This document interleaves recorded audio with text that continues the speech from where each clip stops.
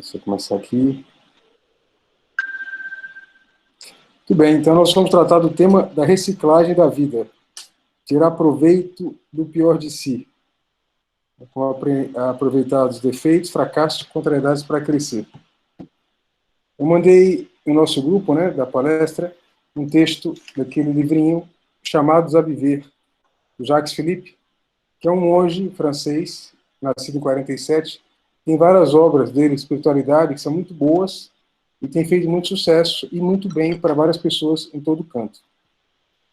E no caso, né, achei interessante porque nessa obra, que achei até de moldura para essa palestra, então eu começo falando um pouquinho desse livro dele, essa ideia de que a cada instante Deus tem um propósito para cada um de nós. Então, naturalmente, na nossa própria vida, circunstâncias em que nos encontramos, vinculadas às vezes a defeitos, a fracassos e a contrariedades, podem ser vistas nessa perspectiva. Há um convite que é feito a cada um de nós, nessa situação, para que a gente possa também realizar o bem e buscar o melhor de si, para si e para os outros também. Esse seria o pano de fundo. Né? Isso é interessante como ele coloca nessa obra, Chamados a Viver, né? Como Deus realmente tem vários modos de se comunicar conosco, através das situações comuns da nossa vida, que acontecem. E essa perspectiva de leitura da própria vida, um diálogo entre a providência divina e a nossa liberdade, é o que torna para um cristão a vida, digamos assim, algo otimista, né? Então, o cristão se sabe, né, sempre acompanhado por Deus, Deus que é Pai. A gente via na aula anterior, no encontro anterior, né, um pouco 9 modos de se referir a Deus, né? Deus que é Salvador, Deus que é Santificador, né? Deus que é o Redentor, Deus que é irmão, Deus que é amigo, né? Deus que é nossa vítima também, no caso, né? Deus que é nosso próprio Deus, Deus é nosso Pai, várias dimensões. E, no fundo, se a gente notar, por trás de todas elas, sempre se manifesta o amor de Deus. Então, é nessa perspectiva de que Deus nos ama, com loucura, que a gente vai fazer exatamente que a gente vai fazer, nessa perspectiva que Deus nos ama, que a gente vai viver essa perspectiva também das contrariedades, né, dos nossos defeitos, dos nossos fracassos. Então, aí há um chamado de Deus também que nos cabe, eventualmente, descobrir, para poder aproveitar e crescer diante delas. Bom, então, entendido essa lógica, essa primeira perspectiva, né, que a gente está pensando, de que, no fundo, cada ocasião da nossa vida é uma ocasião para crescimento pessoal, a gente começa a pensar um pouquinho. Defeitos, fracassos, contrariedades. A chamadinha que havia aqui é que o defeito acaba sendo uma ocasião para a gente poder exercitar melhor a própria liberdade. Né? Então, por que o defeito será uma ocasião para exercitar a própria liberdade? Bom, no caso, vamos pensar o seguinte, o defeito é uma oportunidade para a gente exercer a autenticidade. É como está na nossa propagandazinha, no cartazinho. Nós somos autores do próprio caráter e, portanto, é uma oportunidade para viver melhor a liberdade. Então, retomar aqui alguns conceitos para a gente refletir um pouquinho. O que é liberdade? O conceito tomista de liberdade. Capacidade de se autodeterminar ao bem. Eu podia falar também, usando um pouco do Orlia Marias, capacidade de buscar o melhor. Esse termo melhor. Bom, quando a liberdade nossa, essa capacidade de autodeterminação ao bem é exercitada, ela vai gerar o quê? O bem para si. De acordo com o bem que se busca e que se exercita a cada momento, voltado para algum valor concreto, se ele é repetido no tempo, esse bem exercitado, esse bem alcançado no tempo, ou atos reiterados, vai gerar um hábito. Né? Sendo a busca pelo bem, é um hábito bom, portanto, é uma virtude. Né? Se, no caso, eu tenho reiterados atos que buscam algo que é um bem aparente apenas, que de rigor não é um bem, né, senão que é um mal, eu vou ter um hábito de orientar-me para o mal. Eu vou ter, portanto, um vício, um defeito, que é aquela tendência arraigada de buscar um bem, melhor, um mal moral, né, um defeito. A gente fala nessa perspectiva, né, um defeito moral. Pois bem, diante do defeito moral, a percepção dele, no fundo, me leva ao quê? Né? Aí eu posso reconhecer, primeiro, que ele existe. O melhor modo para enfrentar um defeito é reconhecer a sua presença, não é? Porque se eu não reconhecer a presença dele, como é que eu vou lutar? Eu tenho que lutar contra um inimigo que eu conheça, preferencialmente. E aí eu tenho que ser otimista. Que bom que eu sei que tem um defeito. Por quê? Porque o ser humano, todos nós temos defeitos, vamos carregar defeito até a morte, inevitavelmente. E o defeito, portanto, é essa predisposição, no caso, a não buscar o melhor de si, senão a optar de um modo equivocado pelo pior, né? Agora, ao perceber que ele está presente, que existe um defeito, novamente, eu tenho a oportunidade, portanto, de exercer minha autenticidade, uma autoria, e começar a colocar os meios para sair dessa circunstância, né, de favorecer a atitude menos nobre, pior, e buscar a melhor de todas, né? Então, por isso que, de certa forma, o defeito, ao ser percebido, ele acaba sendo uma ocasião para que eu possa valorizar e reorientar o uso da própria liberdade. Então, ao invés de olhar para algo do passado, que eu não vou alterar, já está consumado, eu tenho que pensar que, a partir da percepção daquilo que me afeta, nessa matéria especificamente, eu posso orientar minha conduta de futuro. Portanto, eu posso eleger o bem. Os hábitos, eles não se apagam de toda a nossa vida. A gente pode fazer uma troca, né, um câmbio. E é nesse contexto que, ao identificar um defeito, eu posso identificar também o que me atraiu naquela conduta, né, qual que é o mecanismo que me leva a fazer aquele tipo de decisão, e, portanto, como é que eu posso reorientar, né, aquela conduta para o bem, né, especificamente. Então é interessante notar, por isso que um defeito, a ser percebido, acaba sendo uma ocasião, né, de descobrir mecanismos interiores que podem estar, de certa forma, minando meu crescimento, né, e estar absorvendo energia, né. Então, se uma pessoa que descobre, por exemplo, que tem um câncer e acaba aquilo consumindo a energia do organismo dela, enquanto ela não descobre, ela perde peso, ela perde energia. Quando ela descobre, ela pode começar a reagir contra. Então, a descoberta, o diagnóstico de que algo, né, não vai bem, a identificação do que é esse algo, é algo a ser comemorado. Porque aí começa o processo de cura, de reação, de reafirmação da liberdade, não é? E é interessante porque muitas vezes a gente não percebe os certos defeitos que temos. E é alguém que tem que nos dizer quais são eles, né? E muitas vezes, por orgulho, a gente fica chateado com isso. Eu tenho um amigo que ele fala, olha, eu fico muito contente quando me dizem que eu tenho um defeito. Porque a partir daí eu consigo começar a lutar. É interessante, ele não fica chateado. Tem gente, se você falar, ele fica chateado. Qual o temperamento? A pessoa fleumática, que é o caso dele, não fica. E ao contrário, ele agradece. Ele agradece. Então, a percepção do defeito, portanto, deveria nos deixar contentes. Que bom que eu descobri. Na perspectiva cristã, essa percepção também vai ao encontro, né, de certa forma, da condição humana. Cristo fala, eu vim para os pecadores, não vim para os justos. A gente sabe que o pecado é uma ofensa a Deus. Agora, o pecado, em geral, tende a estar vinculado a algum tipo de defeito, ou pelo menos a um ato defeituoso. E essas predisposições a escolhas equivocadas vão favorecer, de certa forma, a consumação do pecado. O conceito teológico de pecado é averso a Deus e converso às criaturas, né? Aversão a Deus e conversão às criaturas. Nesse sentido, né, o pecado em si não é equivalente a defeito, mas o defeito, que é essa inclinação alimentada liberadamente, né, deliberadamente, por algo ruim, facilita, sem dúvida alguma, que a gente possa ofender a Deus nessa operação. Então, ainda que o pecado enquanto tal, eu não posso dizer que ele em si é um defeito enquanto hábito ruim, porque começa o pecado pela sua própria presença. Agora, o vício, sim, costuma ser o quê? É um hábito arraigado que favorece o pecado, né? Nesse contexto, por que a gente fala que tendencialmente, né, os pecados se dão no contexto de defeitos ou de vícios, né? E também a gente pode pensar outra alegria. Se eu descubro um defeito, ao desarraigá-lo, ou trabalhar para vencê-lo, eu estarei trabalhando, portanto, para ofender menos a Deus. E para corresponder melhor à ordem criada por Ele. E nessa ordem criada por Deus, eu coloquei a minha própria felicidade, né? Nesse livro do Jacques Philippe, eu acho uma coisa interessante que ele fala, que na nossa vida, né, de certa forma, nós temos uma série de desejos. O que é o desejo? É um impulso que vem dentro de nós.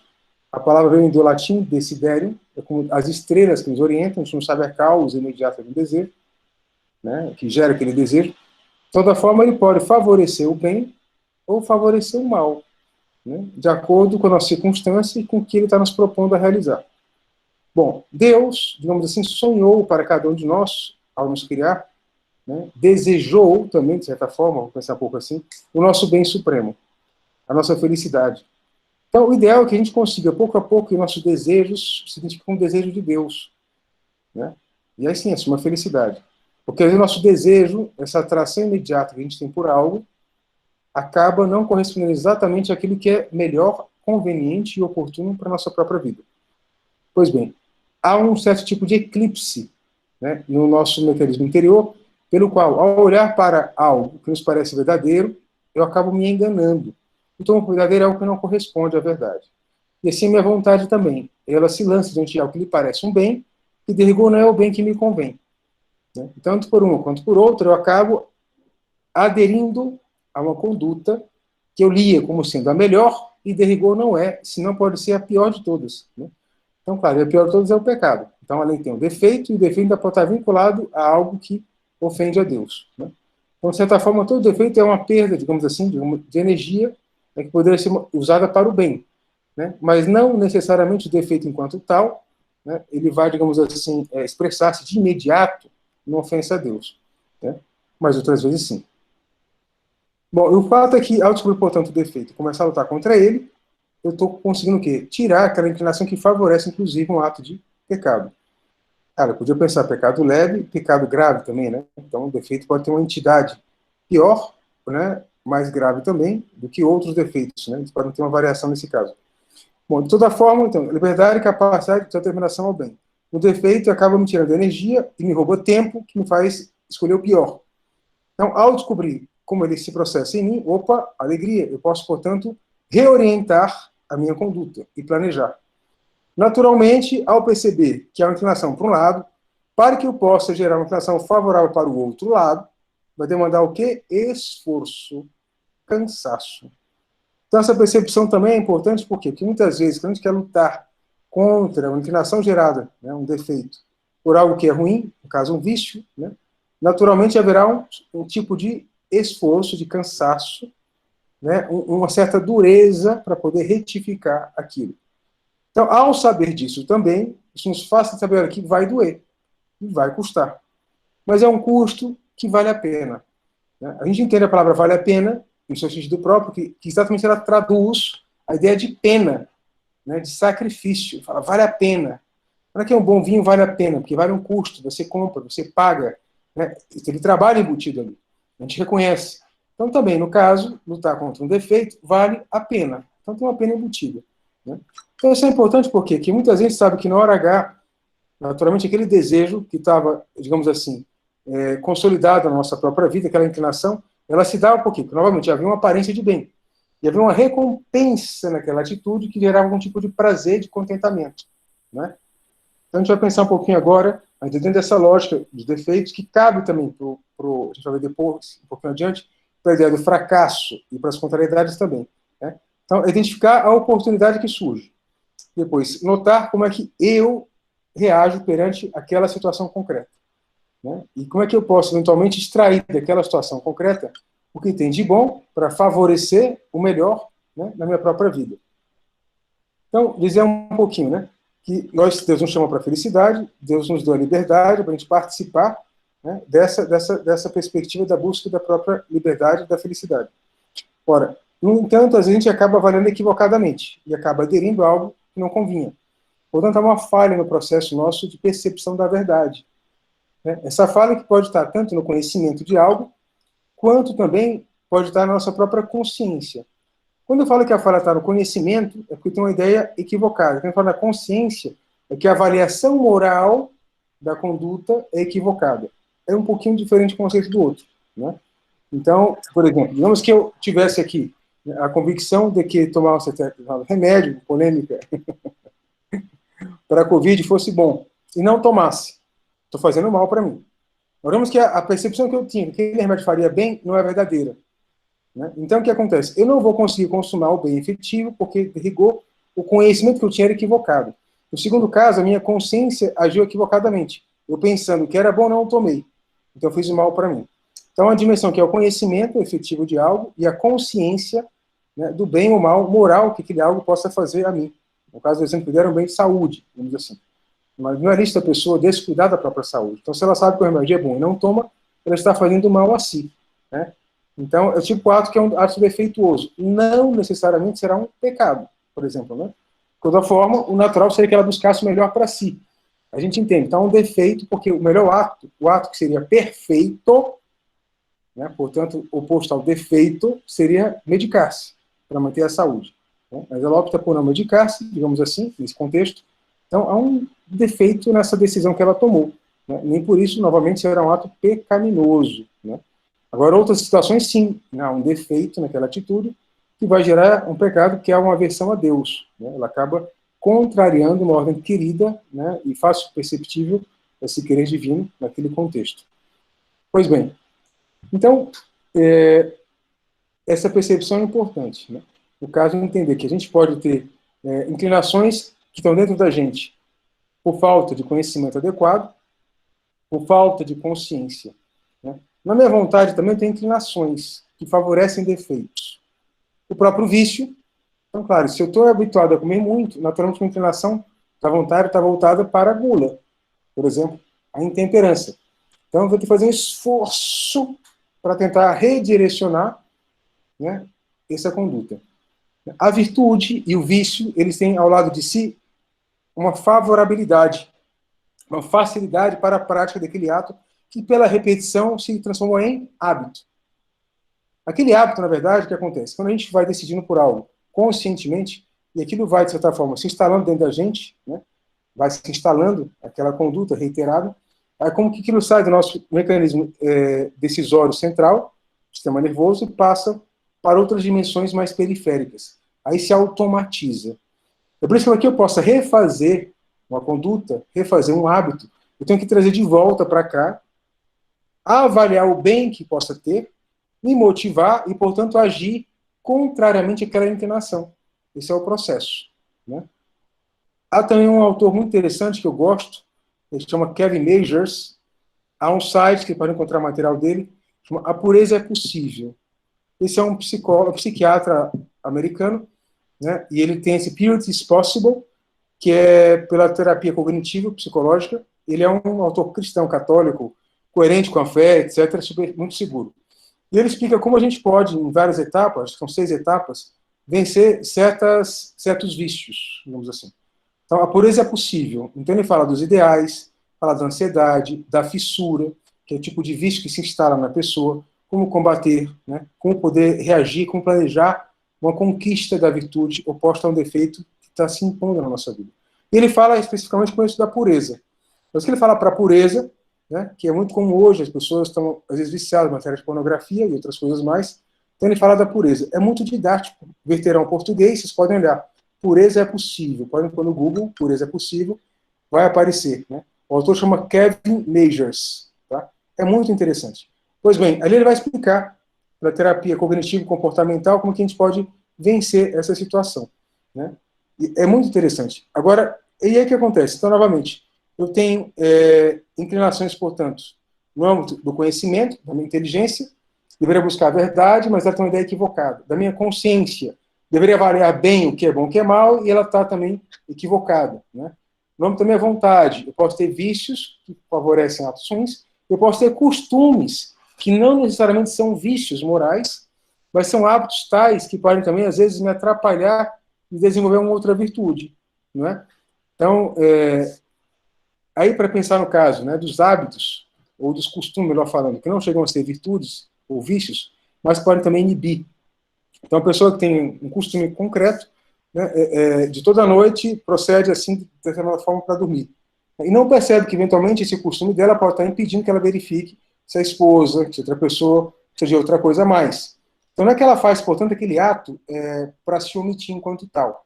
Mas aquele costume nela, que está ali, né, arraigado, né, de certa forma, acaba inibindo-a de perceber outras possibilidades de ação melhores que ela poderia ter. E é por isso que, muitas vezes, para outras pessoas que convivem com ela, aquilo é lido na ótica de um defeito. Eventualmente não é um defeito enquanto tal. É só um costume.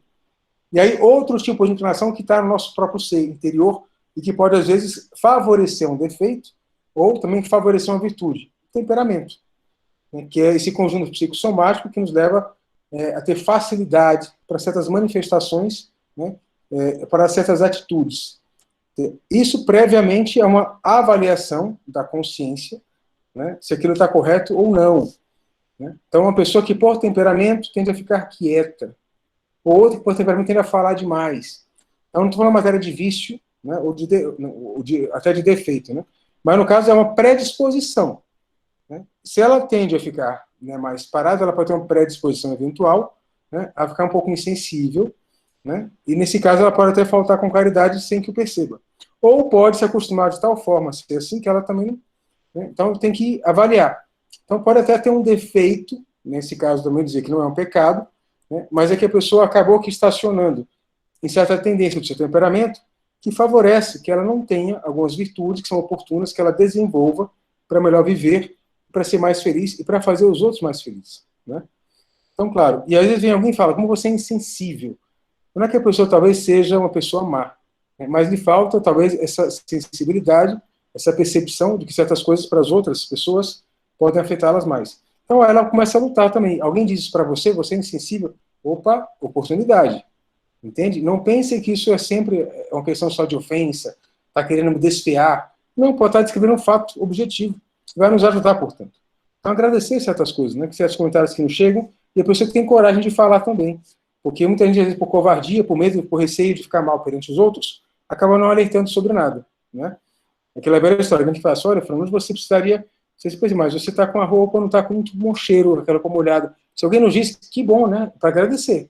Não fica ofendido. Parece que ela transporta para si, né, aquilo que tem alguém dizendo para que ela fique melhor e não pior. Né? E ela acaba ficando com antipatia e quem lhe advertiu que algo não andava bem ali. Então tem que aprender também nesse contexto aí. Bom, então o temperamento também ele vai trazer isso para a gente, né? Uma certa predisposição, uma certa inclinação. Então aquilo que para algumas pessoas pode aparecer como defeito, talvez não seja, mas sim pode ser um bloqueador de virtudes. Então também nos interessa. Né? Então eu posso ter um defeito, nesse caso, não tanto, digamos assim, por um vício pessoal, concreto, senão por uma falta. Né? O defeito é que falta algo para ser perfeito. Então eu não tenho certas virtudes, porque me falta a percepção e a ação conforme, né, uma determinada virtude que vai favorecer o meu entorno. Então também para agradecer isso. Né? Então aí no caso é um tipo de coisas piores em nós, não tanto por nossa ação, né, mas talvez por uma omissão de uma atitude que eu poderia ter que me tornaria melhor. Né? Então, eu posso até aproveitar, digamos assim, dessas tendências temperamentais, naquilo que ela também pode gerar para a gente, de certa forma, de omissão, de alguma conduta que seja oportuna, para poder desenvolver tal conduta. Então, ao ter esse diagnóstico, eu posso conscientemente me colocar a caminho, né, de chegar naquela virtude. Diz que a pessoa, quanto mais perfeita, ou quanto mais santa, mais difícil é identificar o temperamento dela. Porque ela está tão orientada em tudo que ela faz para buscar o bem, para se ajustar, né? Fiz-me tudo para todos, para salvar a todos, dizia São Paulo, que ela vai ter tais hábitos, tais virtudes, tais condutas, de modo constante, que ela pode ter qualquer temperamento, mas ela foi se orientando para servir em toda situação. Né? Então, Jesus Cristo, São Paulo, qual é o temperamento deles? Não sabemos. Né? A gente pode especular, né, qual que seria, né? Alguns vão querer, mas São Paulo vai ser sanguíneo, pôr a pessoa para todo lado. Pode ser. Mas pode ser virtude também. Né? E de certa forma, a virtude acaba, de certa forma, a musculatura que se antepõe, ou que se sobrepõe, né, sobre o temperamento, a musculatura do caráter, né, que vai gerar, portanto, caráter mais temperamento. A personalidade pode ser tal, né, que ela deriva de exercício da pessoa. O temperamento pode favorecer o desenvolvimento de certos músculos, mas a vontade também, exercitada sobre esse temperamento, ela pode criar musculatura, vamos assim. Então, esse é o contexto, né, da musculatura moral. Bom, então a gente sabe, nossa razão pode falhar na percepção, né, a vontade pode se enganar na adesão a um bem, que é fictício, é aparente, e a afetividade também, outra dimensão do nosso ser, né, ela vai ser de um prazer, né, que não está conectado àquilo que realmente traduziria, né, uma bondade concreta, né, ou a beleza que seria oportuna a gente aderir. Então, é nesse contexto que, quando tem um defeito, eu tenho que verificar. E defeito se manifesta de que forma? Por uma questão moral ou por uma questão de omissão de conduta que eu deveria ter na minha circunstância?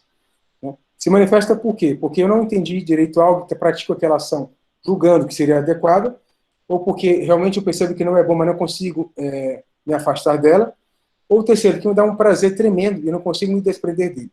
Então, identificado isso, começa a reagir, a trabalhar para poder desenvolver a atitude oposta. Lembrando que vai gerar um certo custo, faz parte. Né?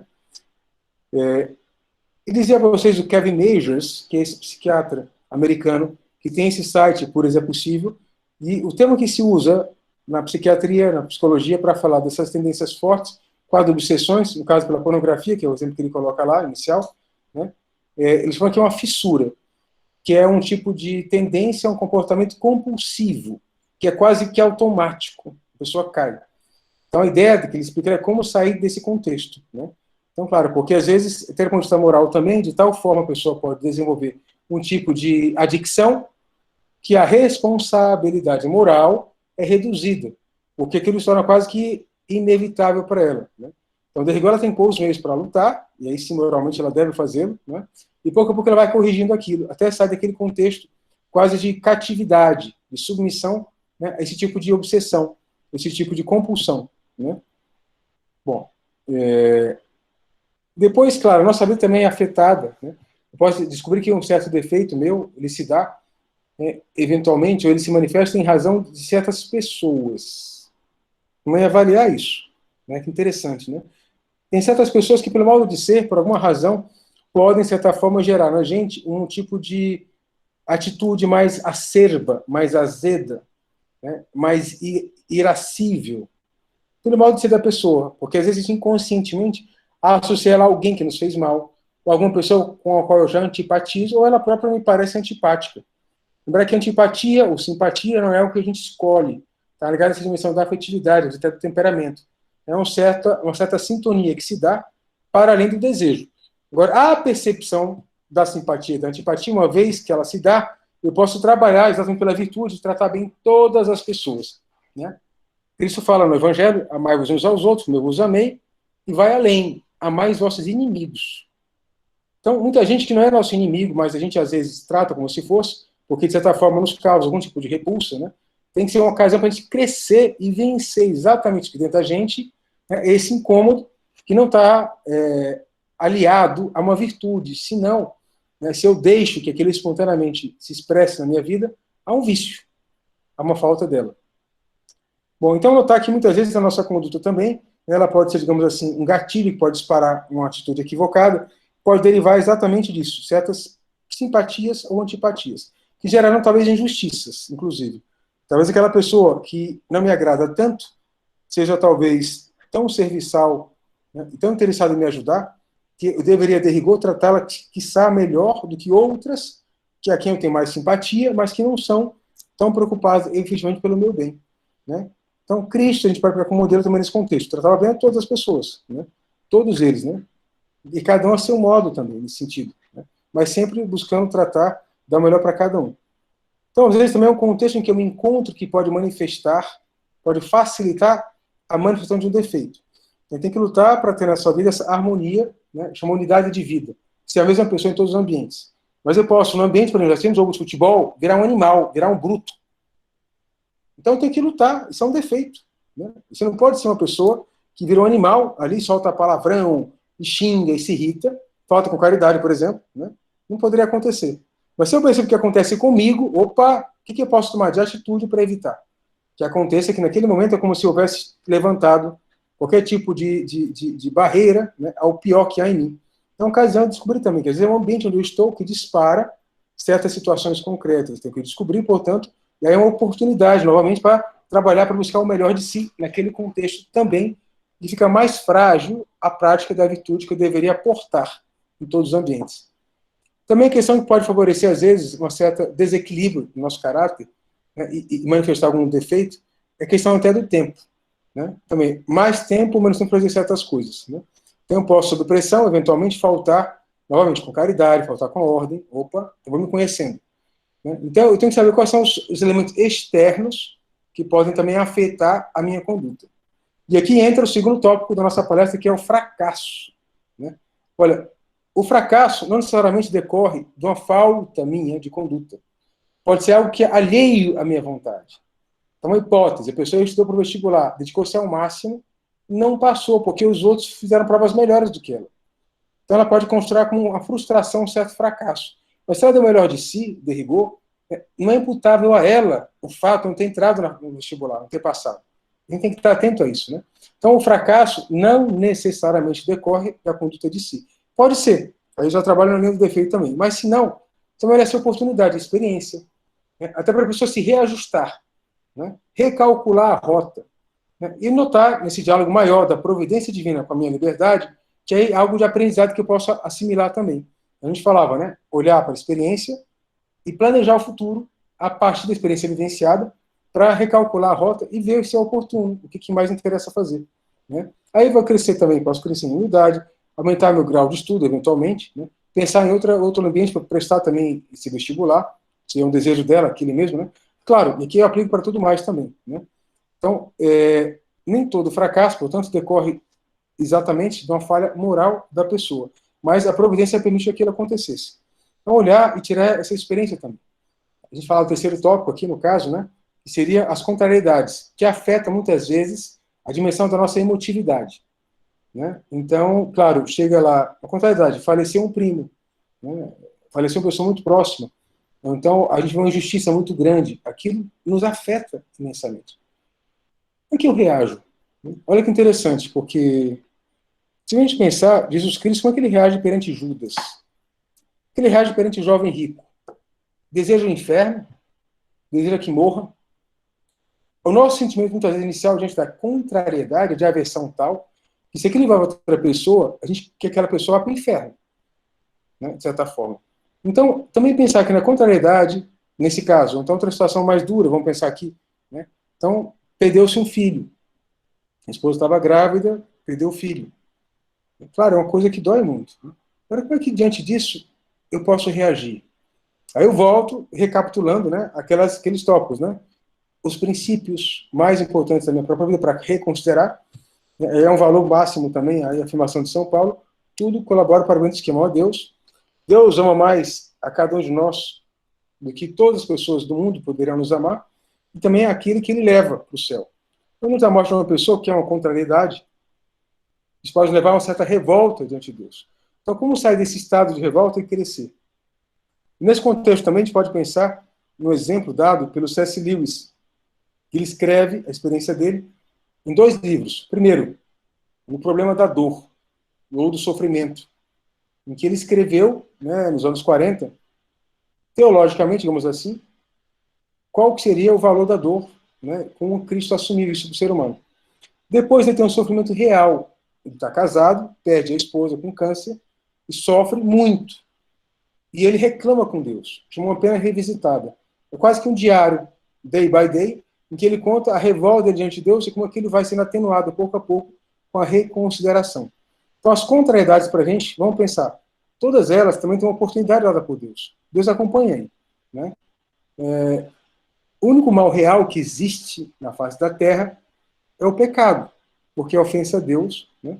E claro, quando o pecado leva ao arrependimento, ó, Félix, culpa, né? Deus até disso tira um bem, né? Os mais todos são males, digamos assim, circunstanciados. Portanto, todos os demais males da nossa vida podem redundar em um bem que deve ser descoberto e encontrado. Tá? Há algo de bom que nos espera ali. Então, esse é o contexto, né? Eu falava de um primo falecido, infelizmente, ontem eu perdi um primo da minha idade, foi companheiro da infância, Covid, mas uma situação totalmente inusitada. Estava no Paraná, estava com um médico, meus tios estavam com ele, graças a Deus, pelo menos isso, né? E ele faleceu de um infarto fulminante na madrugada do sábado para o domingo. Nessa circunstância, meus tios, né, a família do Acre, pensavam em levar o corpo para o Acre, que ele fosse lá e iriam junto. E só descobriram depois, portanto, no ML, que ele estava com a Covid. Ele era médico, tomou as 2 doses da vacina. Então, é contrariedade por contrariedade. Tinha tomado as 2 doses. Está com os meus tios lá no Paraná. Todos eles com mais de 30 anos de idade, né, os 2 tios, né, o tio e a tia. De repente, morre de um infarto. Vão para o hospital. Chega lá, vai mandar o corpo para o Acre, não pode estar com a Covid. Examina meu tio e minha tia, com Covid também. Então, é uma situação... Bom, o que Deus quer de tudo isso? Como trabalhar, né? Claro, descobrir esse consolo em Deus, crescer nesse apoio, né? A gente foi inteiro, está ajudando, obviamente, né? Mas é algo muito duro, não é fácil. Mas pouco a pouco, ver que o que torna a coisa pior ainda é essa dimensão afetiva que existe exatamente para poder nos dar uma resposta imediata. E que essa resposta imediata é que acaba dificultando a percepção de algo além dela, né? Então, a gente tem que ir pouco a pouco trabalhar em cima da contrariedade e ver que algo ali nos espera. essa convicção não vai nos ajudar também. Né? Então, por isso que eu falava desse certo controle sobre a emotividade. E às vezes isso leva até o quê? Pedir ajuda para as pessoas, a chorar o que tem que chorar, né? Mas ao mesmo tempo recuperando pouco a pouco, né, outros significados da situação que se vive. Falava do Ulisses por causa disso. Naquele diário que ele escreve, uma pena observada, né, acho que são 9 dias mais ou menos, a cada dia ele vai depurando aquele sentimento que levava a uma revolta contra Deus e vai reconsiderando como Deus lhe amava. Então ele vai encontrando em si próprio, portanto, algo melhor do que antes na relação com Deus. Tá? Porque sempre ele escrevia, teoricamente, o problema do sofrimento faz parte da vida humana, né, que é algo querido por Deus, né, que Deus recicla todas as coisas. Agora ele experimentou na própria pele. E nessa hora, portanto, ele pode crescer efetivamente na esperança, na confiança em Deus. São oportunidades que há. Então, pensar, assim como no fracasso também, né? Que a providência permitiu que acontecesse. Eu tenho que repensar o que eu posso fazer aqui. Tá? E eu pensava até no fracasso, sem colocar imputação, né? Atribuir a causa do fracasso a uma falha moral. Isso é uma circunstância mesmo. Né? Pode ter aqui falha moral também envolvida na história. Mas muitas vezes o fracasso vem daí, né? Que é algo que nos escapa. E a contrariedade também é algo que nos escapa, eventualmente. Já no defeito, algo que eu quis. Como regra, mas nem sempre. Então a gente pensar um pouquinho, né? Reciclagem da vida. Na verdade, tanto nos defeitos, quanto no caso, né, a gente pensava nos fracassos, quanto nas contrariedades, há algo de bom nos esperando. A vida inteira nossa é um certo mistério, né? Porque desde que Deus se fez homem, que é o mistério maior de todos, né? E o homem é amado por Deus com loucura, pela morte de Cristo, que se evidencia também, né? A gente não tem um conhecimento pleno de todas as coisas. Né? Quer dizer, nunca teve. Né? Adão e Eva queriam ter esse conhecimento a fim de definir o que é certo e errado, o bem e o mal. E isso não é a gente que define, a gente descobre, de certa forma. E essa descoberta vem pela proximidade com Deus. Então, o defeito, ele me afasta muitas vezes do bem, porque eu optei no vício por algo que é mal, que não é o melhor. Então, eu, a partir dele, eu posso me reencaminhar para o melhor. O fracasso, né, me coloca nesse contexto de que, por mais que esteja sido um fracasso, eu posso recomeçar e aprender dele. Portanto, eu posso assimilar um conhecimento que foi bom enquanto conhecimento e me redirigir isso também para algo melhor no futuro. A contrariedade pode exigir de mim que é uma dimensão afetiva que seja reprogramada, retrabalhada, né, para poder identificar o bem que aquela situação também pode estar trazendo. Então, nessa perspectiva, portanto, cristã, que omni em bono, tudo contribui para o esquema a Deus, eu posso somente entender e reciclar essas 3 realidades da nossa vida, né? Os defeitos, os fracassos e as nossas contrariedades. Né? E a partir dessa percepção, eu vou ter paz necessária para poder enxergar, né, e tomar atitudes reais que vão me conduzir na minha inteligência, na vontade, na afetividade, a perceber e a me conformar melhor, cada vez mais, né, ao querer divino, e permitir as situações para o meu bem e não para o meu mal.